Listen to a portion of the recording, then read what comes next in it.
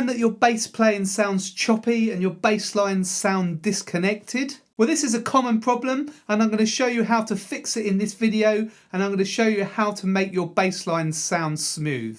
You can download my free lesson PDF with all the exercises and the tips I'm going to show you in this video by clicking the link below this video in the description.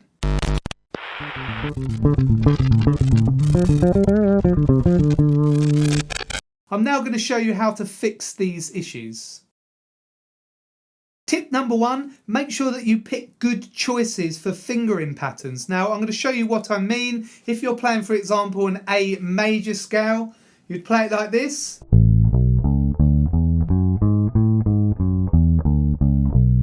In this case, with one finger per fret. You don't want to start doing this. Okay, that's over exaggerating a bit, but just using the wrong fingering patterns. Like that, and jumping around, it just sounds very, very disconnected. So always think about what fingering pattern you're going to use for particular bass lines. Work out the one that's the most efficient. Tip number two, think about playing more legato. Legato means smoothly. You can do this by connecting up all the notes and holding them on for the proper note length. Now you might want to play notes really short for a certain effect, like in a shuffle bass line, for example, but in all other cases, hold the notes down for their full value. I'll show you this now with the A major scale again. If you don't hold the notes on, it's like this.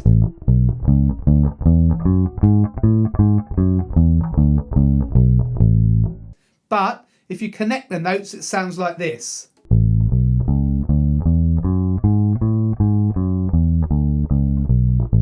So it's much more smooth that way. If you're enjoying this video, then don't forget to subscribe to my channel by clicking the red subscribe button on the bottom right hand corner of the screen. And if you click the bell and select all, you'll get notified as soon as I release a new video. Tip number three, control your plucking hand. Whether it's your left hand or your right hand, your plucking hand needs to be controlled. Now, lots of bass players just play too hard. And if you play too hard, your bass lines are uneven. Some notes really poke out and some don't, okay? So it just kind of moves like that. That's why some people really kind of need compression pedals, but you should be thinking about natural compression. And you can do that by easing off a little bit with how hard you're plucking. You want a really solid note, but just don't pluck too hard. I'll play a bass line now, a shuffle groove, and I'll pluck really, really hard. I don't play like this, just to kind of demonstrate, okay?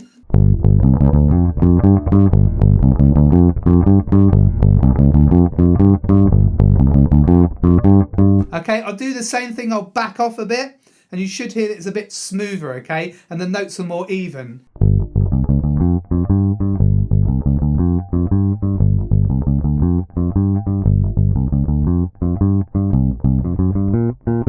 So you could probably hear that was much more even, okay? So what I do is I have a sort of top plucking volume. That's for bass lines that need to be very loud, okay? And then I just reduce the volume to suit the piece, okay? So I can play really, really quietly if I need to, but I'm still thinking about natural compression and keeping it very, very even.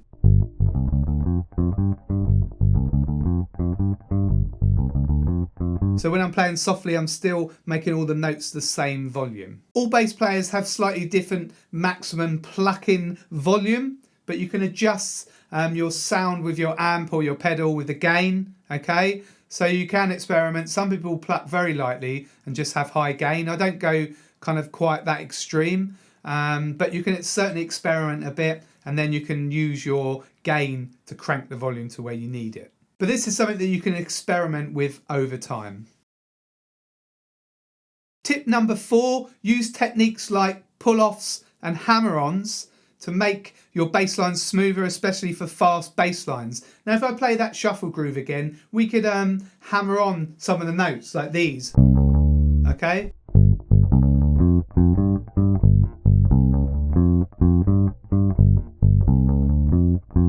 Okay, hammer-ons don't really work when you're playing that slowly, but I'll speed it up, you can hear it, okay? So I'm not plucking this note here and this note here, the C sharp and the D, okay? I'm just hammering on with my fretting hand.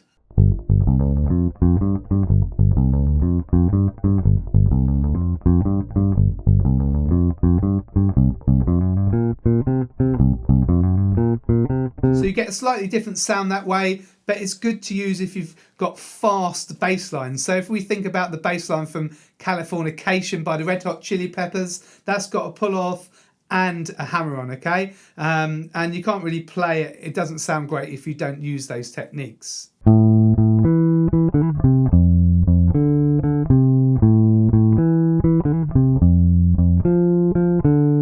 Okay, so we're doing this kind of, so we're hammering on, and then we're pulling off, and then plucking there.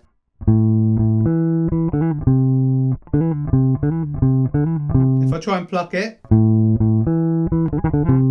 okay, it's actually really hard to do, and it doesn't sound smooth, okay? Okay, so all that's in the PDF, so try that bass line, it's a really nice little riff. Tip number 5, think like a singer. Now when a vocalist sings a melody, they don't just sing it all the same. It'd be quite boring. They phrase it, okay? They put it into groups, the words and the melody into kind of sections, okay? The same way that you do when you say a sentence, okay? You just don't want to say it on a monotone. So you kind of phrasing, it's called. So you can do the same thing with your bass lines. You can kind of think about them as kind of melodies, really. They're melodies on the bottom. Start phrasing the notes, okay? Giving them some shape and musicality. There's a really good counter melody in the bass line of I'll Take You There by the Staple Singers. This is a really good bass line to work on your phrasing with, okay? So just have a look here. You can see these curved lines, okay? Sometimes you see them a lot in classical music. That just kind of shows you the phrase or group the notes in these sections, okay? It makes them sound much smoother and it gives some kind of musicality to your bass lines. So that's, I'll play it for you now. Okay, so I'm thinking about that as one section. Okay, and then the next section. Okay, and then section there, okay, and then again.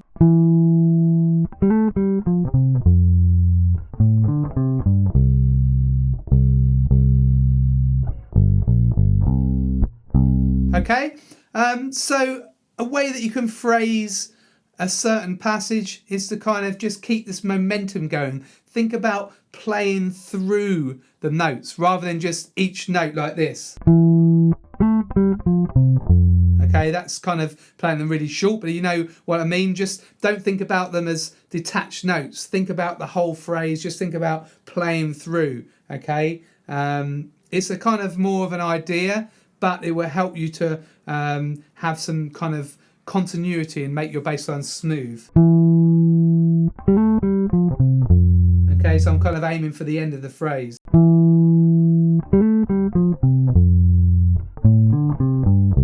Okay, and that one, I'm thinking about that bottom note.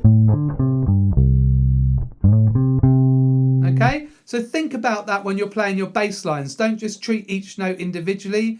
Think about the overall sound. Now that might sound obvious, but often we get tied up with kind of thinking about technique or how to play the notes, and we don't actually think about what they sound collectively, what they sound like to everyone else. I'll now recap the 5 tips for smooth bass playing.